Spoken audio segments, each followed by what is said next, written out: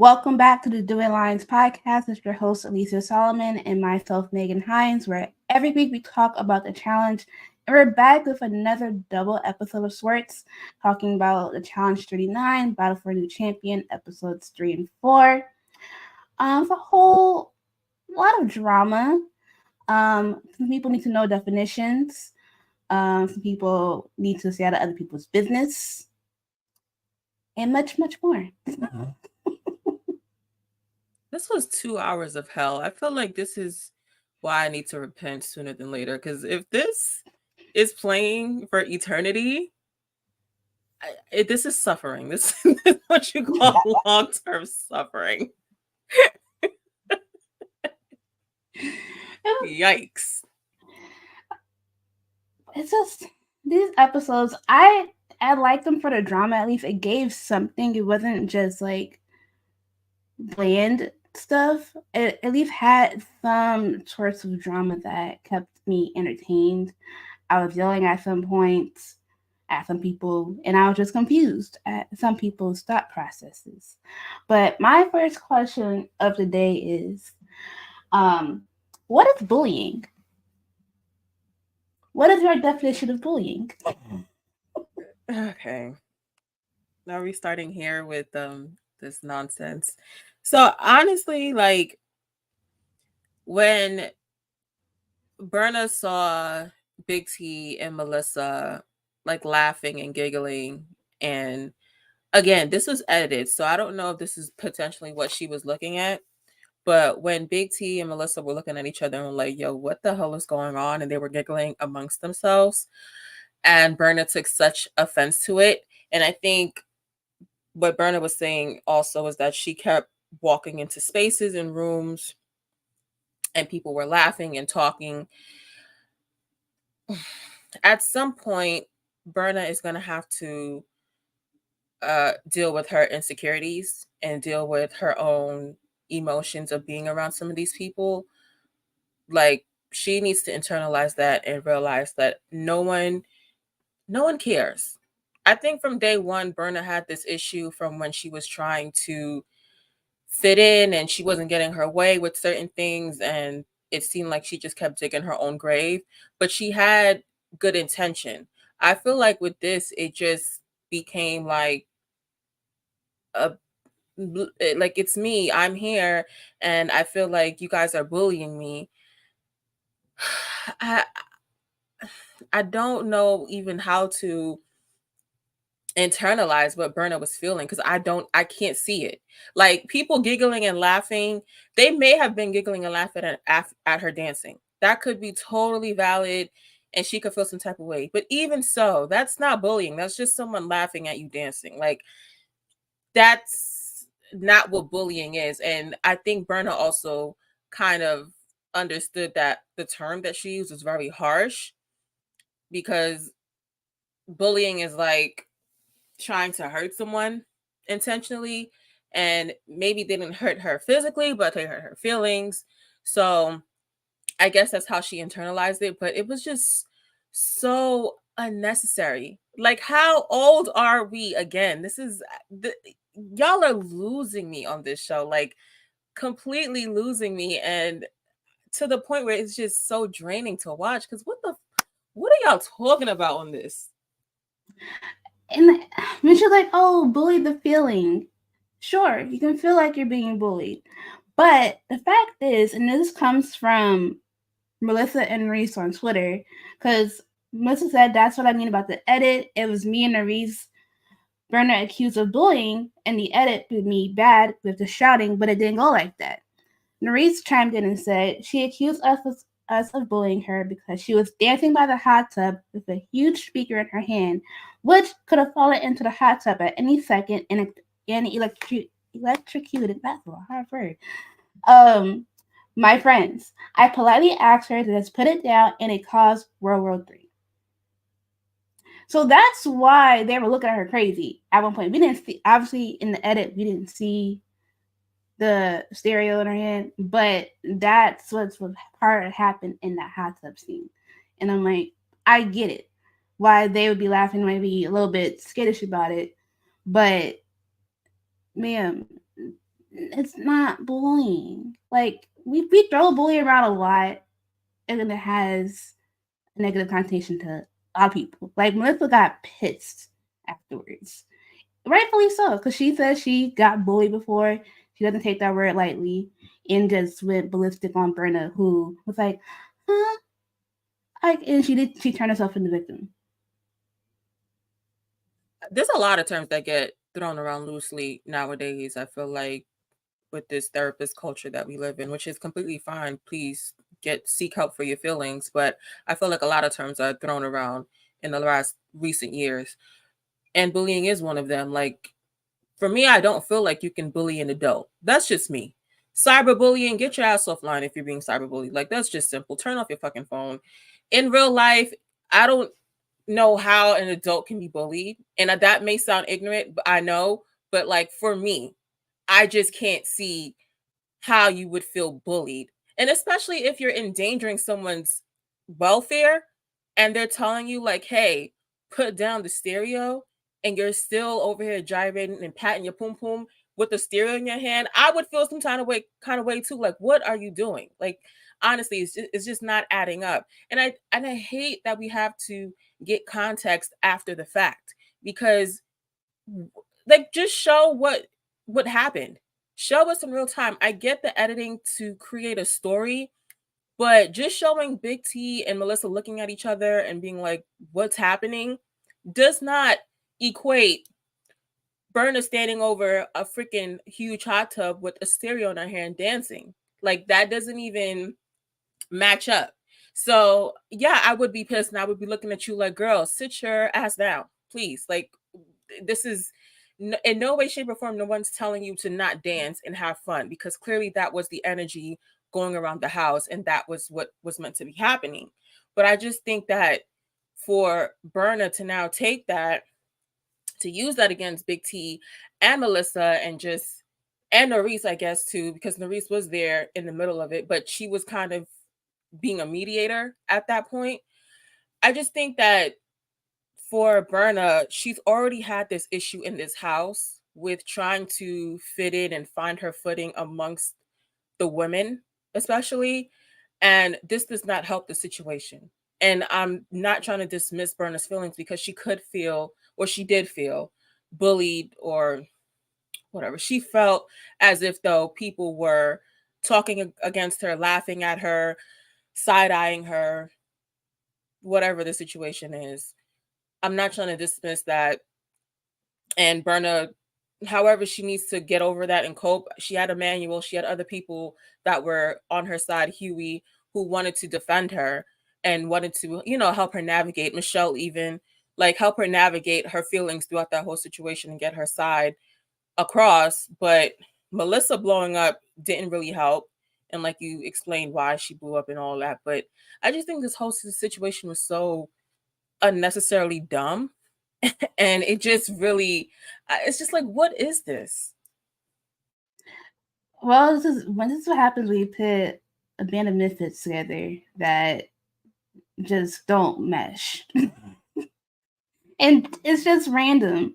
But at the end of the day, they squashed it. They called a truce at the end of it, and that's it. Brenna is still learning and growing within the house, trying to navigate. I really don't know if the house is the space for that though, but to each your own. It is what it is. But at the end of the day, you're over 30 and you're in a house. You're just ostracized and just on the out of the cool kids. You're not getting bullied. They're not being mean and rude and doing the most. They just don't vibe with you, and that's that. And you just gotta move on.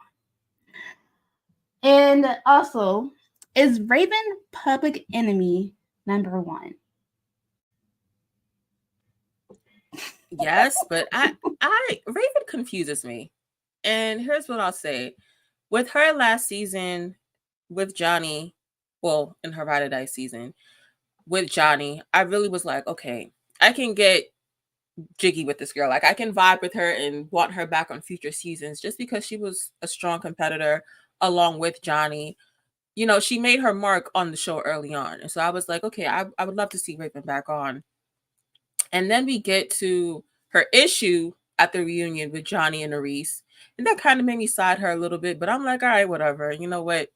I'll give it to her. It's her first reunion on the show and, dealing with the situation. So I'm going to give her a chance.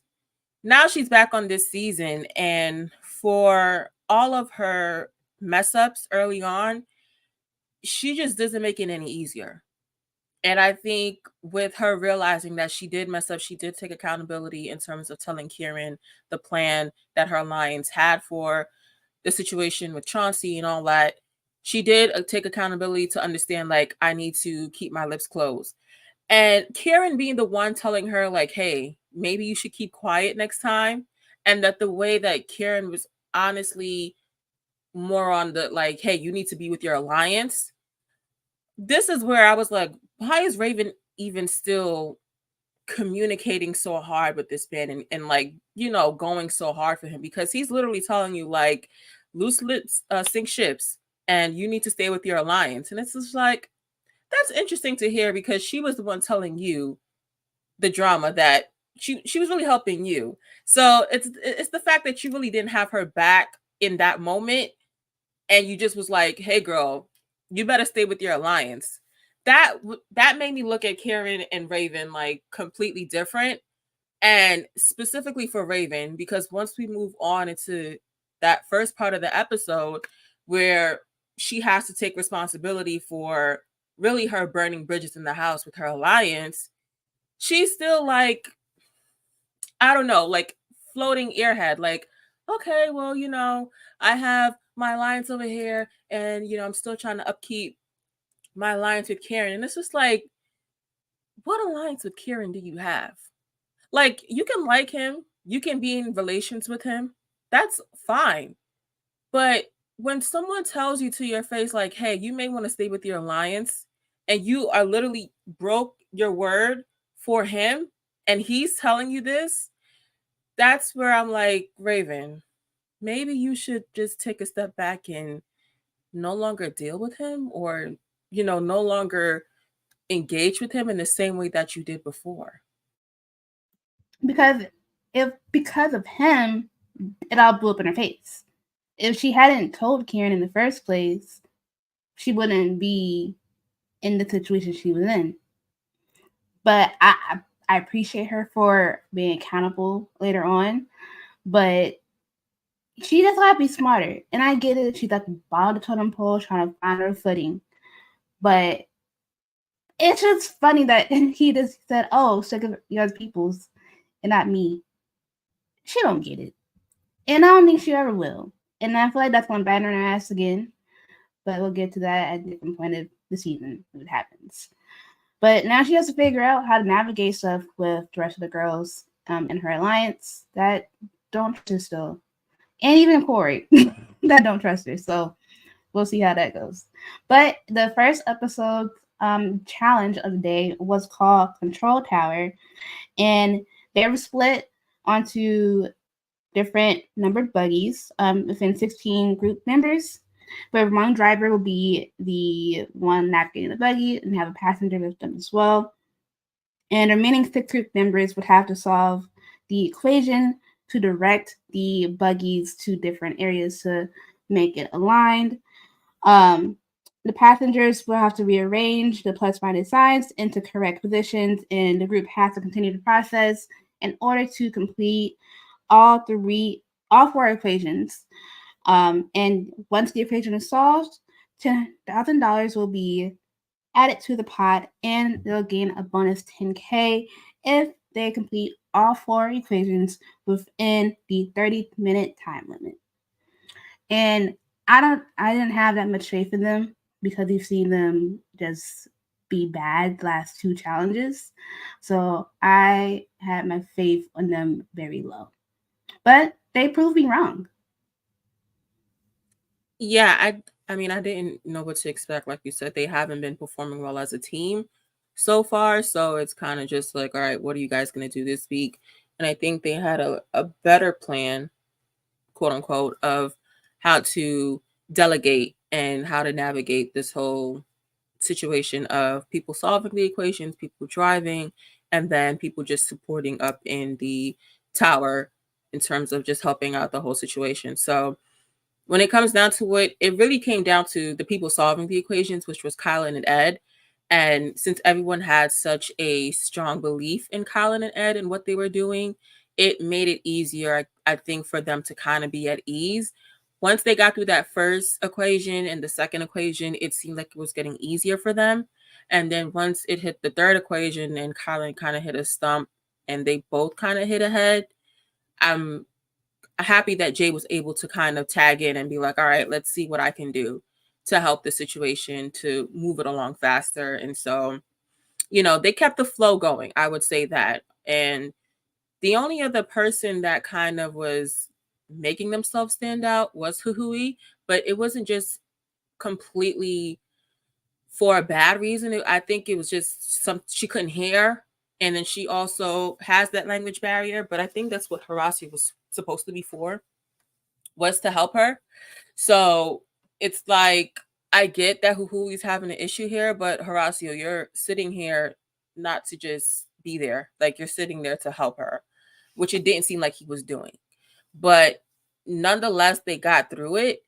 And, they actually won a challenge for one time. Yeah, I was shocked, but as like time was going on, like they managed to finish an equation in like under 5 minutes and get the correct positioning off and under like right before the timer sent. And I was like, I'm glad y'all did that. But even like Raven was trying to find her spot in the tower with Michelle, like helping navigate. And she was like, I'm trying to like tell Hui not to like do something. When ma'am, you don't have the mic. You can't do as much. And Hui's like just like trying to drive and you're like doing this and this and this. Horacio really was that moment's downfall. And I'm so sorry to say that. Because he was really a passenger princess. I know Big T was like, I'm not driving, but I'm holding up my teammate. This man was just sitting there doing nothing. But they managed to do it. They are now 50K richer, and their pot is now at $356,000, which I'm shocked. Like I said, I didn't have any expectations, but they had a plan and it succeeded. And there was no pushback. I was like this ladder. There was no pushback between nobody. Everybody's like, oh, like Highland, he's smart as an engineer. He got it. And then Jay's smart. So when he tapped in, he got it quick, and that really helped him at the time. But I was very glad for them to really get it together because they needed a win. Like James was like, oh, we a morale win. We need to like push this forward. If we lose like 3 times in a row, we're gonna be shit. We're not gonna be good the rest of the way. But they're able to get that win, hoping for morale, and now they have a good boost of momentum to move forward. Yeah, and I mean, finally, you're there to win money and to win as a team. So I'm glad that they were able to get that. But now it's just a matter of who actually is at fault. And like you mentioned, Raven was trying to find her way in being the support tower, trying to navigate with her hands, essentially, to tell people where to go if, Michelle was giving other people instructions. So Raven was already at the bottom of the totem pole of this whole situation to begin with, just because of the whole ordeal last week. So it didn't make it any easier when everyone played their role, did their part, and won. Now it's just straight politics and who do we like the least socially and who's causing the most problems. And that would be, at that point, Raven, just because not only did she cross her alliance in the US, but now she's bringing that over with the UK stuff, telling Kieran honestly the plan, but then Kieran then burning his vote, James burning his vote. It was just a whole domino effect off of what Raven had run back and told the business. So that put her in a position to be a main vote, and then obviously Burner with her whole drama with Melissa. But also, I think we didn't mention Kylan trying to stick his nose where it didn't belong and say that the whole Melissa Burner fight wasn't a good look for him because he's connected to Melissa. And it's like, again, men, stay out of women's business. Mind your own business. Just because Melissa is arguing, that does not make you a target. Nobody's even thinking about you in that moment. You know why? Because you're not in that moment. Like, stop trying to insert yourself where it is not necessary. It's not needed. You're not even a thought. It's just really ridiculous how these men do this on the show time and time again. It's just, I can't. Speaking of men who can't stay out of women's business, Huey can't trust Raven because he can't throw her. I'm like, sir, Raven, while he was telling Olivia this, Raven was trying to make amends with everybody else to get on their good side. And that's what she needed to do. She made a mistake. Like she said, I'm making Ricky mistakes. I got to live and learn. This man's like, I can't trust that lady. We got to get her out. I'm like, well, sir, I got to tell you, good luck. But I'm like, but the way that Huey said it, it was just funny. He's like, I can't trust her as far as I can throw her. The way he says throw, it just makes me laugh. It was like true. It wasn't even throw, it was true. Yeah. So I was like, this is funny. Him just like being like gun home by Raven, like, I can throw her. But I was like, okay. But now the question is, who's going to elimination? Like, so we have the people that are being thrown around, and Berna and Raven. At the liberation, Raven was being very accountable to everybody about her actions, and she was really speaking her piece and telling her truth. James was like, "You're talking monotone. Like, it doesn't feel like you're really like meaning what you're saying." And I'm like, I felt she was being genuine and being accountable about her actions. She may not say it the way you kind of want to think she says it, but it worked for me. What I think he also said, which it sounded right to me, was that she was speaking about something with no substance. And I'm sorry, like she kept dragging it on and babbling, and it just didn't make it any better. Like she could have wrapped it up in a smooth 45 seconds, and it seemed like she didn't. So that Yeah. didn't help the situation, because now you're just like blah blah blah blah blah. I messed up, that, and you keep going and going on how you fucked up. And people are like, girl, okay, so we understand. What's next? Yeah. I get that because you're like, oh, where's music? I'm like, okay, at the point, where's music? Let's just cut her off. But you have to get it out. Like, but it is what it is. Also, Berna says she was sorry for her, but what her issue was, and people are like, yeah, I get it. Like, you're still growing and learning how to navigate in this with like attitude and whatnot. But that's her downfall. Like how she reacts and like just thinks about things in the house. That's her downfall, and it's a pattern. Like Marie said, it's a pattern. Like every instance of her, it's something bad, and it's just gonna keep going unless like it really stops.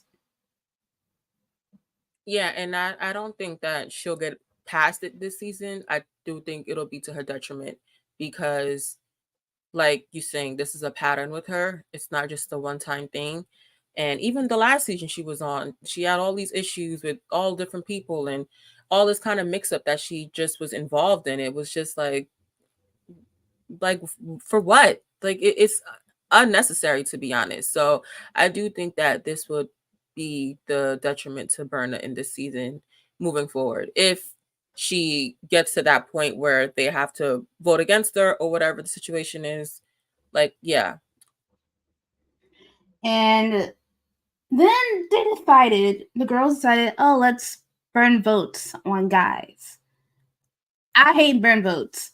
Them burning votes is tired. I'm tired of it. They had a plan. Oh, let's burn votes on guys, so the guys just have control on who goes in, either Burner or Raven. That's it. Because they didn't want to go in. And I'm like, who cares? Somebody's going to go in at some point. It don't matter. Because, like, whoever they vote in, they got to pick. So that don't make no sense. Yeah, I don't think that they thought it through.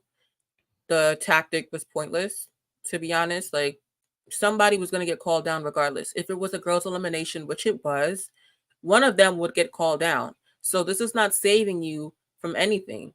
And I think they kept going with this plan as if to say it was the best thing in the world to put it in the guy's hands, not necessarily thinking like, even if this is in the guy's hands and they choose a girl, the girl still has to choose someone. Like, I don't think they really thought it through, to be honest, thoroughly. And it just was pointless. Like, and to the point where TJ was like, yo, what's going on with y'all? Like, what's up? Because this is not adding up. Like, it really isn't. Mm-mm. Even when Corey, when Riot and Zara told him, Corey's like, well, like, I'm cool with y'all. I'm not gonna say y'all's names. I'm like, okay. He's like, I'm gonna move my, in a sense, like, move my own way. And Jay was like, Corey, like, let's not. His thought process in that moment, I was like, I don't think that's best. Like, they're not coming for you in the moment. They're just like letting you know, like, hey, this is what we're playing. Y'all can do this, and then we're good. Well, one, I think that the plan didn't even make any sense. But for Corey, I think he was mentally like, well, y'all are putting this in our hands. And now this makes it up to us and puts a target on our back, essentially, in whoever gets picked. But of course, he takes it a step further and thinks about how this is affecting his game and his alliance, which he should. It's a part of the game. But it just became this whole convoluted mess of the men overthinking which woman to put in, how is this going to affect long term. Like, it just was unnecessary. And if the girls would have stuck to just voting someone, I feel like it would have been fine. Yeah, that's the one thing. I'm like, the plan was not that great because burning votes, even this early in the game, what's the point? There's no point to actually burning a vote when you're gonna get Mikey picked, and whoever goes in goes in. That's it. So we get to the arena, and Jay starts to vote for the guys with Raven as a pick, and then Colleen burns her vote on Emmanuel. Mainly, all the guys basically vote for Raven. The girls, they burn votes on random guys. Zara voted for Karen. Michelle voted for Callum. Berna voted for Asaf. Big T voted for Corey. Mariah Nerese voted for James. Olivia voted for Ed. And Melissa voted for Kylan. Raven voted for herself because she was like, at this point, fuck it, I'm gonna vote for myself. And she had 12 votes to go in. And teacher was like, y'all really did a big up job to the girls. And I'm like, hey, I don't know what's going on either, but that's just up to y'all to figure it out. Yeah, just like the rest of us, TJ was confused, but it is what it is. Raven chose to pick herself because honestly, at that point, it was already a majority vote. And what is it to burn a bridge if you're going to be the main vote anyway? So, Yeah. And she ended up voting, well, she ended up choosing Puhui as her opponent in this elimination. Because she didn't really have much of a relationship with her anyways, so she was chalked up to that. And the girls are playing a game called 30 Thieves, where in 3 rounds they'll search through a mound and have to dig up 3 items to get them to their basket at the boundary of the circle. And contact is available to do in the circle. The first player to get 2 out of 3 items in the basket will win. And in round one, Raven was just not checking for Hui at all. She was just focused on trying to find the item. Hui got the item first and got into the basket. But rounds 2 and 3 were more physical between both of them. And I like that Raven really got kicked into gear and really clocked in. Yeah, I think after Huhui won round one, and it was basically Huhui could take this round and Raven can go home. Raven kind of put it into second gear and was like, I have to win because she's not trying to go home. And I think her being more focused in her trying to get the items to go into the basket and then also just being a little bit more physical with Huhui, that helped Raven tremendously. And when she got to the third round and got that win, it was like a relief off of her because she's the first person to go down into the elimination to win and also to, come back now into the house and deal with the aftermath of being voted in. And I thought it was funny that people were rooting for certain people. When Mariah was rooting for her, she was like, I like you both, but go Raven. I could understand why Mariah was like that because she was just kind of be on both sides. But, Mariah was the main person voting, or not voting, but yelling for Raven in her honor. And Horacio was just yelling in Spanish to Hui. Uh, so it was honestly just like two sides of the house, just, going against each other. But I'm glad that Raven did pull it out because if she would have lost to Hui, that wouldn't have been a good look for her. So I'm glad she did pull it out. Yeah, and it's her first elimination win. Like when she went on elimination last season, her and Johnny lost, came back. She got her first individual win.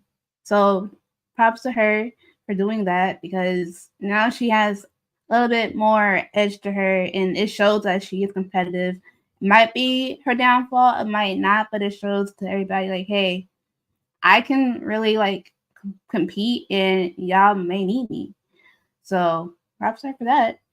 Um I was really glad this first episode it was just I don't know if it was Raven's redeeming arc at this point. Granted, it's so early in the season, but her storyline is amping up, and hopefully it works out for her in the rest of the season. But she's shown that she can get a little bit mixy, bounce back, and also compete. So I appreciate that.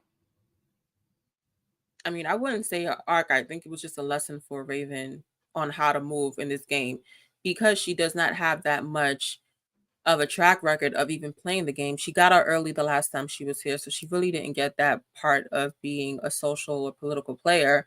I think now she sees like that is probably the most important part of the game in order to leverage you staying in the house or not. Like, yes, it's good to be labeled a strong competitor and all of that, but if you don't have the social game behind you, you're not even going to make it in the house. So I think that's the learning lesson for Raven moving forward and how she can be able to just navigate her alliances and her relationships in general in the house.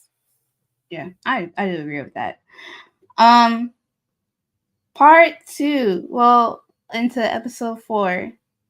What is Corey Lay's problem? Once again, because Zara knew that man was throwing her name in the ringer to go around. After he literally told her to her face that she was good with him, but he was throwing her name around to possibly go in. And he's playing the middle. I want to be clear. This man is not. I don't think this man is really part of the U.S. He's really playing the middle with the South. Like they're just going whichever way it flows. But him trying to throw Zara's name out there, I'm like, sir, I get it with the girls' week. I get it. But nobody has a issue or has actual reason to throw in Zara at this point in the game. I, yeah, I don't know what his problem is.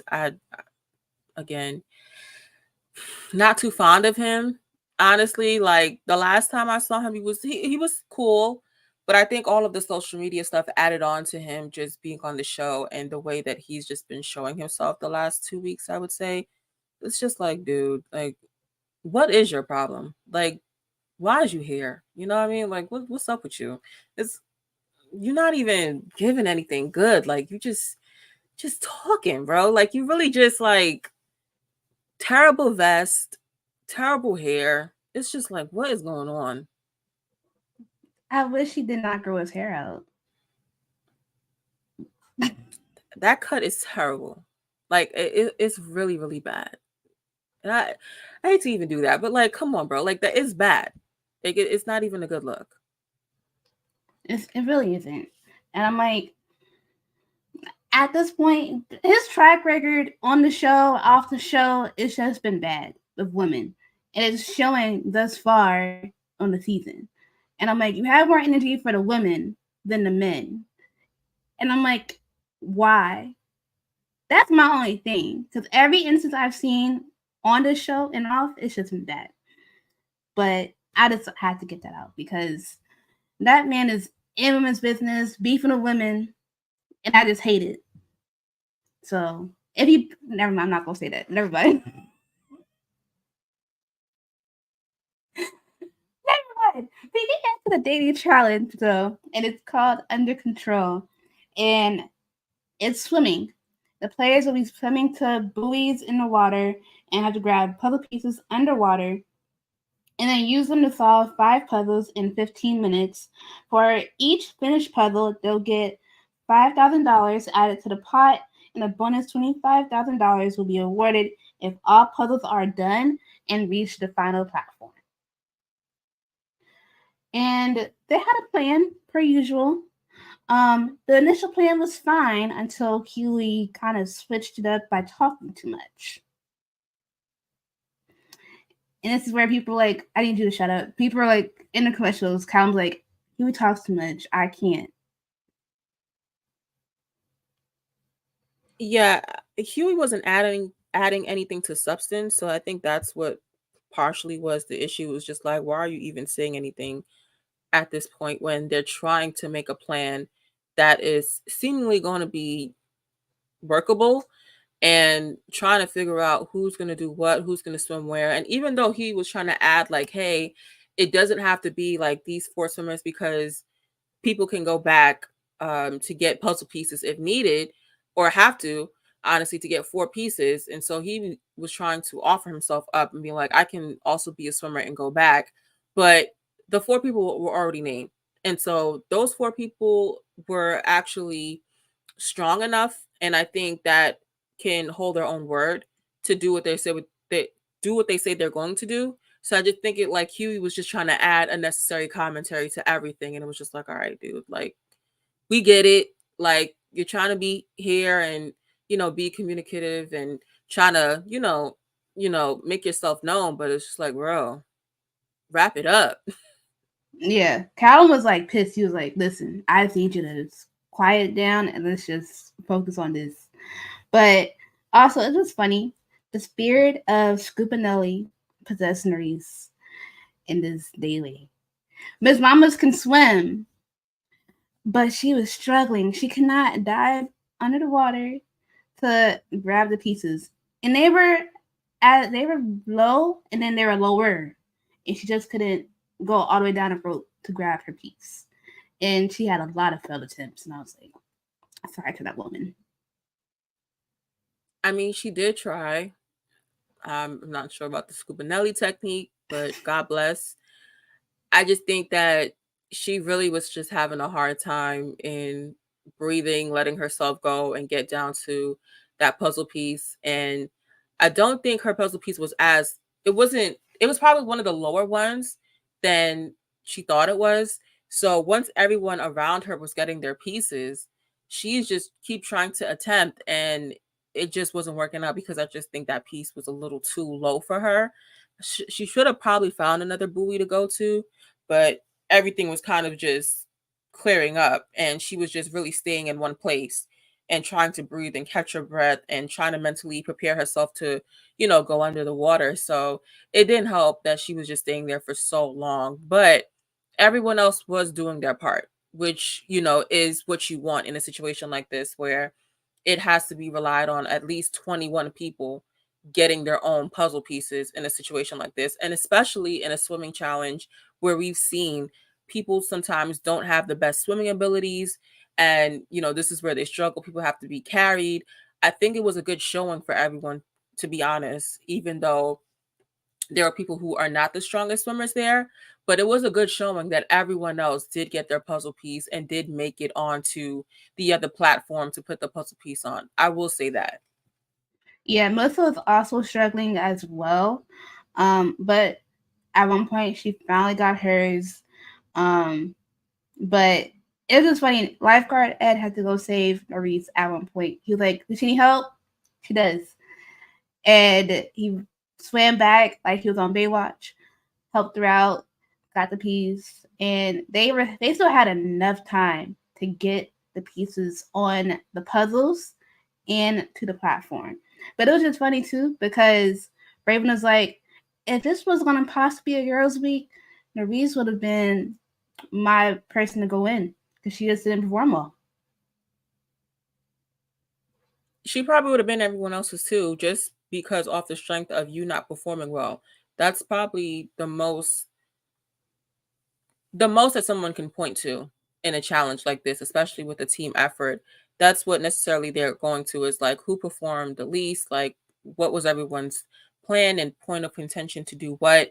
And Nerese didn't just do what she was supposed to do in that challenge. She was the only one. So it's kind of like you're really sticking out like a sore thumb in a situation. But her saving grace was that, they've already had girls eliminations and it's too many guys. So once they hit the platform and got to it, TJ was like, well, it's going to be a guy's day.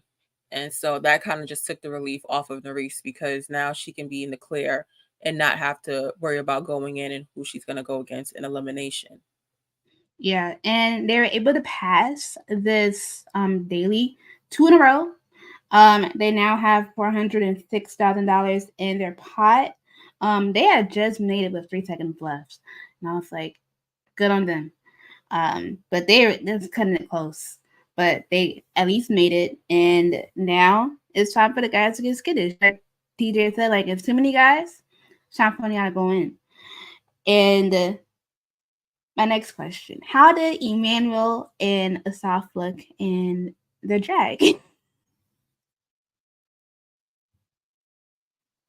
Not well. I mean, they look like I don't even know if the term is offensive. I don't even know what to say that's offensive or not. Listen, they didn't look good. Yeah. Okay. So that just leads into Big T's coming out party. Congrats to her for living her truth and having a space and to have that moment for her. So congrats to Big T for coming out, and yeah. Also, she cooked like in the last episode, and she was just having a ball with like cooking because she got her culinary school degree and she threw down. So yeah. Yeah, shout out to Big T and for that moment for her to have.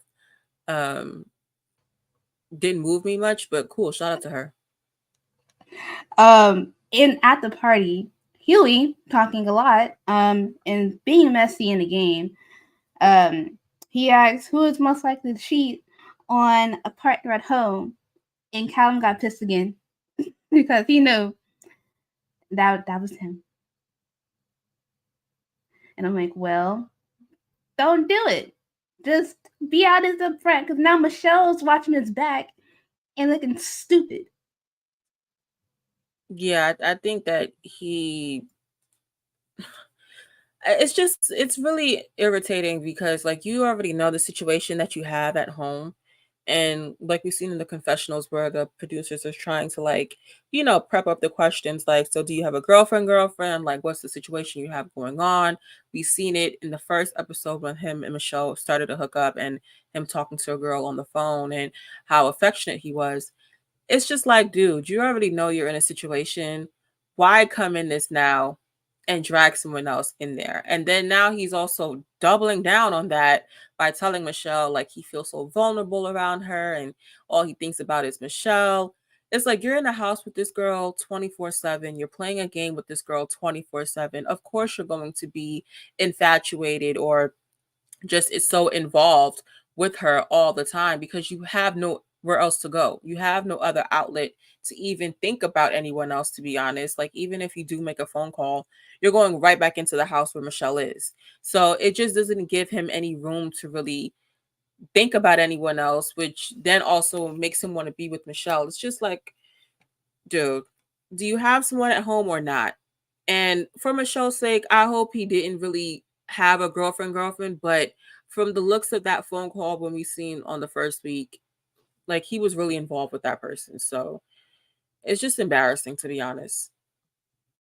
Yeah. And it's just funny. Side note, his somewhat ex from X on the Beach is on Love Island Games, and it's just funny to me how both of them have just been different. And I like the girl who was with on that show, Georgia Steele. And it's just funny now seeing Callum on here. And it's just funny. So justice for X on the Peak. Also, Mariah and James. Since James is back in the house, they've become a little bit more closer. And Mariah's head is a bit scrambled. As we all know, she's at this point in time now off the show. Her and Bananas are not together anymore. But going into this season, her and Bananas had a thing really right before she came to the show. She was with him, but she's been hooking up a bit with James thus far in the game. She cuddled with man, and then immediately that morning after, she felt real bad and cried to Reese about it, because she really did care for Bananas, but they're not exclusive.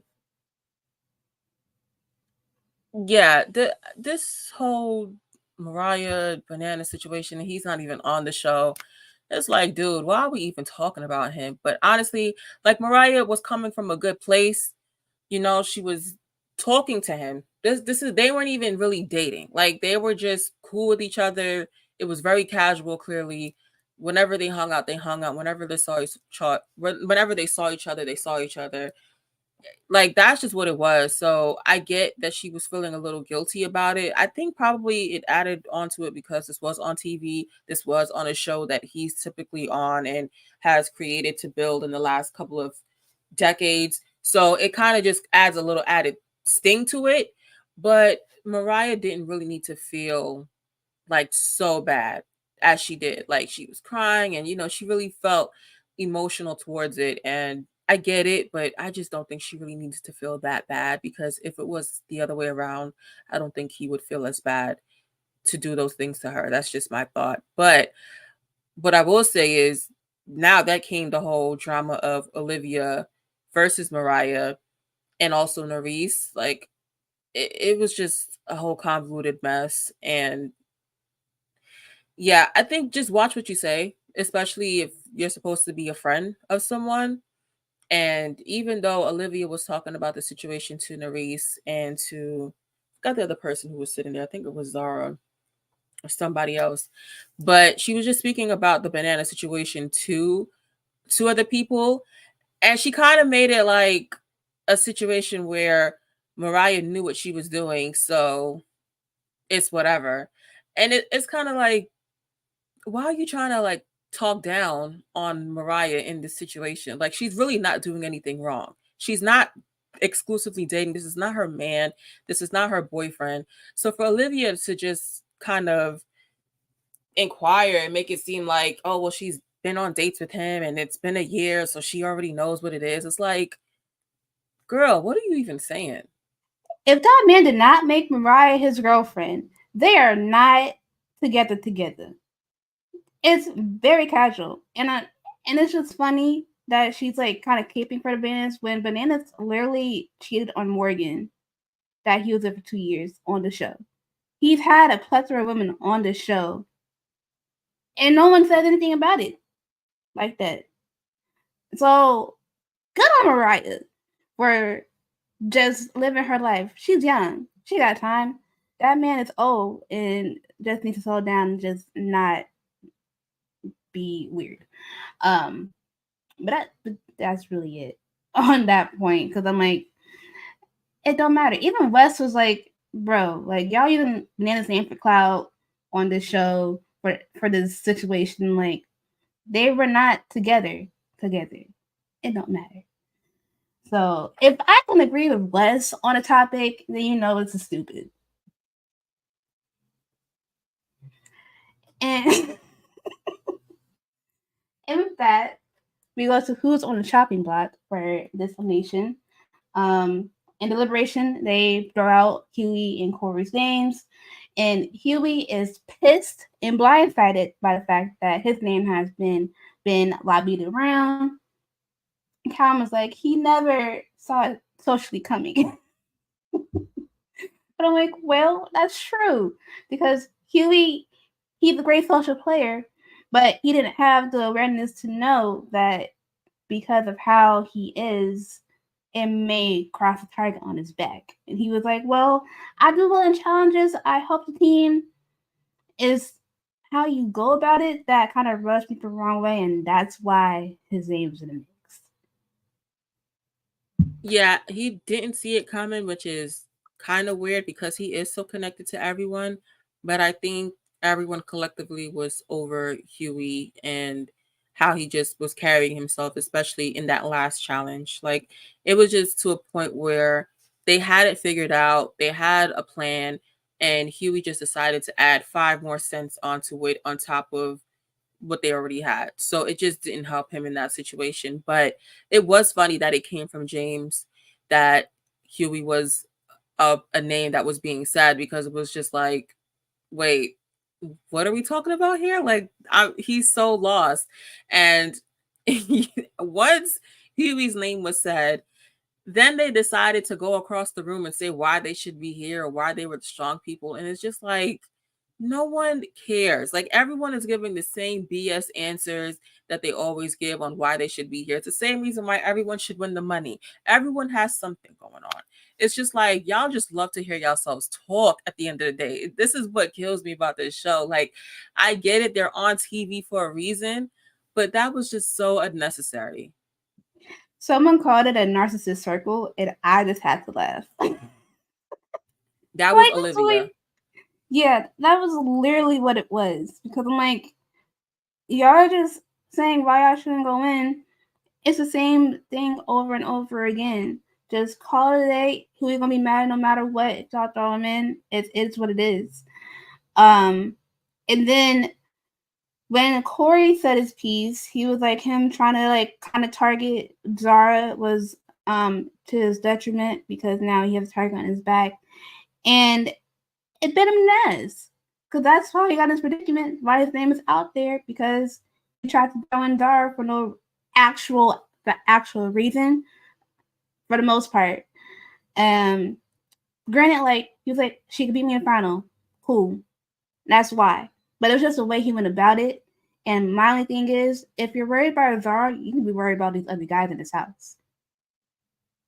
So that's that. For sure. I it was definitely misplaced energy that he just decided to scramble on a reason why he said Zara's name, because yeah, it really was unnecessary at that point. And for him to burn that bridge so early with Zara, it just goes to show like where his head is at mentally in this game and how moving forward he's gonna play it with certain people. So I wouldn't trust him as far as I can throw him, as he would say, like, because he's not gonna be loyal to anyone, if I'm being honest. Like, it doesn't look like that's his game plan moving forward. And I don't know how far that's gonna get him. Yeah. And also, right before they head to the arena, the USA people, they were like, hey, what are we doing? Who we're going to vote for? And they said James's name. Cal heard him in the hallway and he ran back to James, and James was fuming. He was like, they're like, hey, don't call the thing because you're going to probably go in if you call the thing. But he was fuming. And Corey's in that room with him, was like seeing him, looking at him, like, do that. I mean, you the main one, I just said it. Like, Cal heard you clear as day. Even in the room with James, just sitting there while he's fuming. So that's that. I kind of wish James would have went in, to be honest, because all that huffing and puffing he did the last time he was in elimination, I'm not trying to bet any money on you that you can do anything, sir. Like, you're just a strong neck man at the end of the day with an accent to me. That you're not even giving anything. So for you to even think that you can come back and turn this house upside down and make these lives a living hell, as he was trying to say, like, my man, can you stay in breath? Like, what are you even saying, dude? Like, yo, when I tell you these people just be saying anything, dude, anything. Like, my man, you can't even stay in breath. Like, you need to get off the respirator table before you could even talk to anybody. Like, let's stop it. This was the same man that literally ran out of breath playing Connect 3. Get out of my face.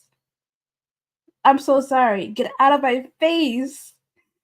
That's crazy to me. But you don't have that much pull in the house anyways to try and like bullshit up.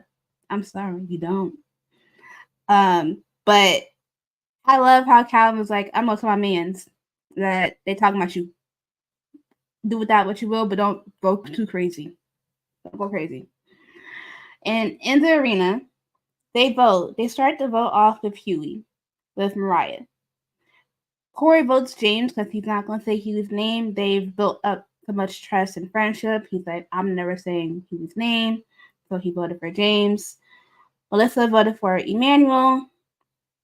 James burned his vote on Callum. Huey voted for Kylan. Zara, rightfully so, voted for Corey.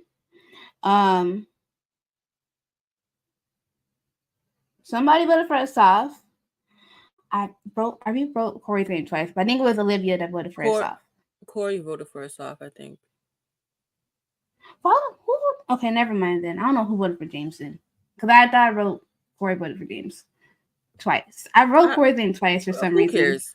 It is. People were burning their votes, saying nonsense, trying to just cover up the fact that either they're not saying Huey's name or they're not saying Corey's name, to be honest. And so, like Nari said, they kind of went against their word because everyone was supposed to pick James and no one ultimately did. And they just all decided to just go with Huey. And so that's just what the vote was. Yeah. And so 15 total votes went towards Huey. And Huey ended up voting for Kylan to come into the ring with him. And I'm like, well, this is going to be an interesting matchup between both of them because they both have their strengths. And Huey just ain't a big butt and big lips. He got competitiveness in him. And then Kylan, he's smart and he got the endurance. So this is going to be a good challenge for them. So they play a game called How I Roll, and they have to align a track with 9 baskets and roll the balls down the track into the baskets. The first to land all 9 balls would win and stay in the game. And Kylan was being very strategic with how he was going to roll his balls into the baskets. He ended up like kind of switching it around to make sure like he had a good momentum on it.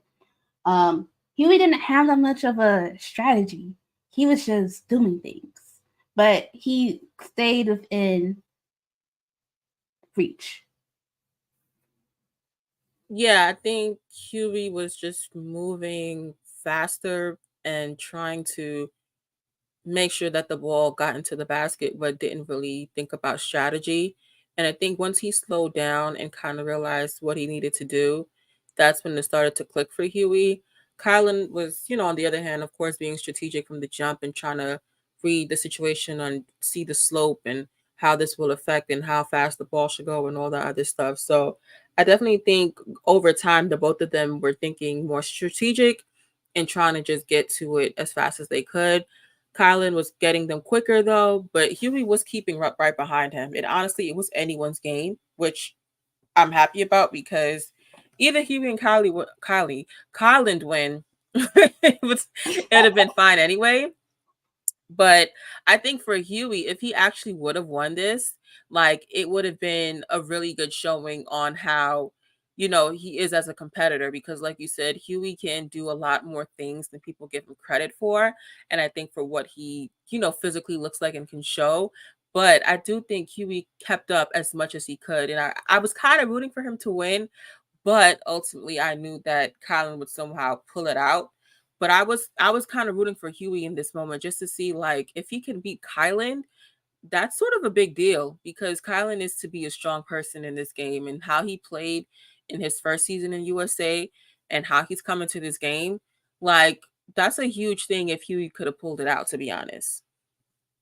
Yeah, totally agree because Kylan is looked at as one of like the stronger people in the house.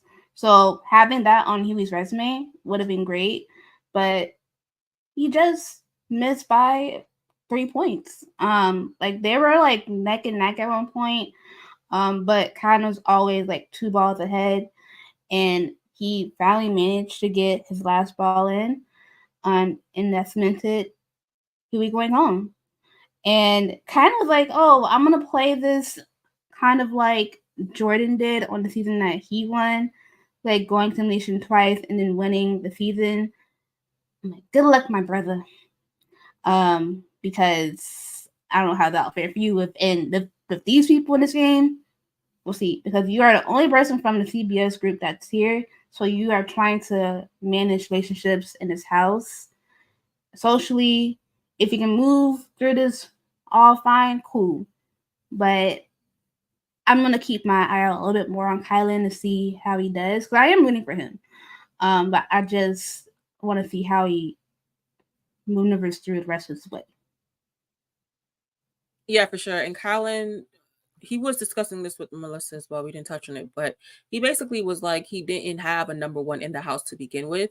So he's kind of like one of the odd men out in this US alliance to begin with, and just in alliance in general, because he doesn't have a number one in the house. So I think for Kylan, it's very important for him to win in terms of like helping the daily challenges, but also in eliminations, because I mean, he doesn't have any connection with anyone truly, as in a male competitor, I would say, because obviously him and Melissa have something going on. But even that, I think Melissa would probably go with Big T over Kylan. So he really needs to, make sure that he plays a correct game socially so that he can keep those connections, even though he doesn't necessarily have a number one in the house. Yep. And speaking of Jordan, he will be starting off the chaos section of the season. So we'll see who he'll go against next week. And if he will take the $10,000 from the pot. Yeah, finally we get to the mercenary part of the show where we have the ex champions come in and try to beat out one of the people in the show and take their money as well with them. So we'll see how that goes. We've seen Jordan. I think there was another woman there. It might have been Tori. I'm not 100% sure. But yeah, we see two people come in and try to like take over. So finally we get to it. I think they kind of rushed this week to get to it, to be honest, because it was giving slow and dehydrated. Okay. It was. No, I get it. No, you're right. No, it has been. So let's see how that goes. But we're going to get into some of the tweets from these 2 episodes. The first tweet is one thing about Raven, her shoe is going to come off.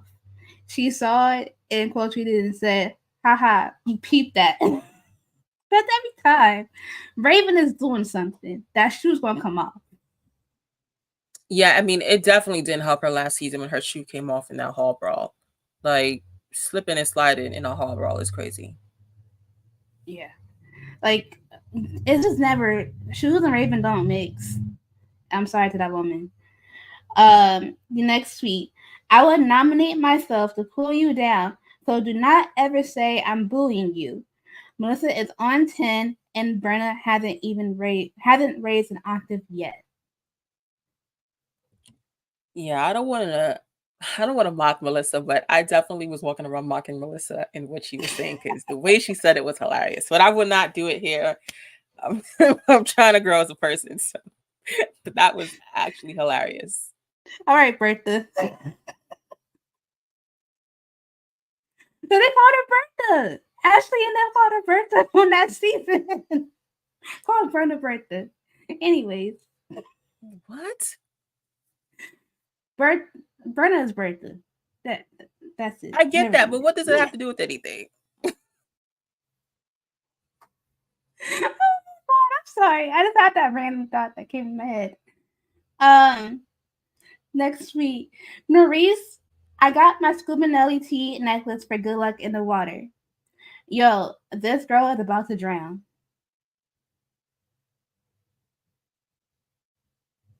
Sorry I'm to not that even gonna woman. touch that. The last tweet, well, no, it's not the last one. MTV doing Huey dirty, showing him falling over the box in 4 replays from different angles. Because the way that Huey fell over that box sent me. I thought that he would have like actually fell in, but he just tripped over it. Yeah, they really didn't need like 4 replays on that though. That was crazy. Yeah. The last tweet, the hand gestures, the body language, the tears. Regardless of whether you think Melissa is bullying or not, Brenna's got playing victim down to a science. I mean, she does. Whether it's playing or not, I do think that she definitely knows what she's doing. Yeah. And oh, this is actually last week because Grant, fan of the show, sent this to me and he was like, "You have to put this on the recap." This is from Raven. I feel honored to say if I never pick a Hui, Nerese wouldn't have the love of her life right now, and that makes me feel so special. Raven did eat with that tweet though. Like that is top tier reality TV reading level shade. Like she did eat with that tweet though. And it will make more sense in the upcoming weeks because we don't have that context yet, but it is shady. It really is. But also, I'm gonna get Mariah's tweet. There's a lot of tweets from the context, but I just want to give Mariah a tweet as well. She said, "Thank you, Nerese, for having my back. Olivia, let's see how the season plays out and what you've done, and then we can talk. Your confessionals are very different than your conversations with me. I had your back when I shouldn't have." And that's that. Yeah, it was a lot between Mariah and Olivia online. So I would suggest people to go out and find those tweets. I think it's on still on Mariah's page. So if you want, you can go back and, do a little digging and research on the messy drama that these girls had watching these last 2 episodes. So yeah, but thank you guys for listening to us. We'll be back next week to discuss more of season 39 of the challenge. If you would like to follow us on Twitter, you can at Duel Alliance Pod. You can follow Megan at meggsnhines. You can follow myself at ace_s5. And you can watch us on YouTube at Duel Alliance Podcast. And see you guys. Peace out. Bye.